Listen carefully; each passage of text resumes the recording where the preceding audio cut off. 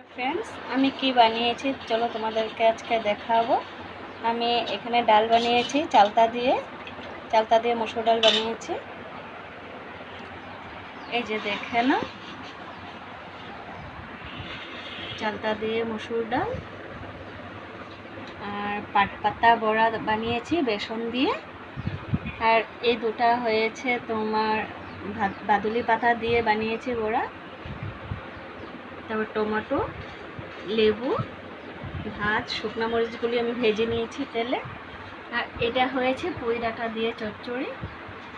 তোমরা বলবে তো আমার ভেজ থালিটা কেমন হয়েছে, লাইক কমেন্ট শেয়ার করে দেবে প্লিজ তোমাদের কাছে যদি ভালো লাগে। আর এই মাসটা তো ভাদ্র মাস ছিল, তো ভাদ্র মাস তো কালকে শেষ হয়ে গিয়েছে, তাই ভাবলাম এতদিন তো খেতে পারিনি, আজকে বানিয়ে নিই। বেসন দিয়ে আমি পাতার বড়াটা বানিয়েছি, দেখো তো কেমন হয়েছে ফ্রেন্ডস। আর বলবে তো আমার ভেজ থালিটা কেমন হয়েছে, তোমাদের কাছে যদি ভালো লাগে প্লিজ লাইক কমেন্ট শেয়ার করে দেবে আর আমার পাশে থাকবে ফ্রেন্ডস।